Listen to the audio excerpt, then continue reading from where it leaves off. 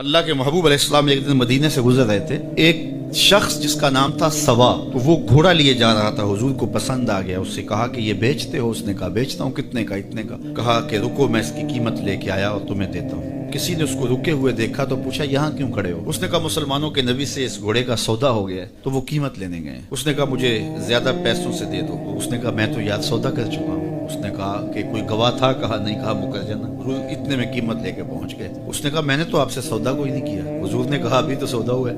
وہ کہنے لگا میں نے سودا کوئی نہیں کیا. لوگ بھی اکٹھے ہونے لگے. ہجوم بن گیا. اس نے کہا اچھا مجھے یہ بتائیں کہ جب دو آدمیوں کے مابین یوں نزاع بن جائے تو اس میں تصفیہ کی صورت کیا ہوتی ہے آپ کی شریعت میں؟ حضور نے فرمایا میری شریعت تو کہتی ہے جو مدعی ہے وہ گواہ لائے، جو انکار کرتا ہے وہ قسم دے دے. اس نے کہا پھر ٹھیک ہے، آپ کا دعویٰ ہے کہ آپ نے گھوڑا خریدا ہے تو پھر آپ گواہ دیں. اگر آپ کے پاس گواہ نہیں ہے تو پھر میں قسم دے دیتا ہوں. جھوٹ اس نے پہلے بول لیا تھا. قسم دینا اس کے لیے مشکل نہیں تھا. اس کو یہ بھی پتا تھا گواہ کوئی نہیں. اب بھری بزم تھی، لوگوں کا ہجوم تھا اور اس نے ایک ایسی بات کی. قبل اس سے کہ کچھ دیر گزرتی حضرت خزیمہ بن ثابت انصاری آگے بڑھے اور کہا کہ گواہی مانگتا ہے؟ اس نے کہا جی میں گواہی مانگتا ہوں. تو کہا میں گواہی دیتا ہوں. اس نے کہا جی ٹھیک ہے میرا مطالبہ پورا ہو گیا. اس نے گھوڑا دے دیا اور قیمت اس نے لے لی. تو خیر اس کو راستہ نکلنے کا مل گیا. لوگ ہٹنے لگے تو حضور نے حضرت حذیفہ رضی اللہ تعالیٰ عنہ کو اشارے سے قریب کیا. کہا کہ تم نے گواہی دی، تم تو موقع پہ موجود ہی نہیں تھے، تو تم نے گواہی کیسے دی؟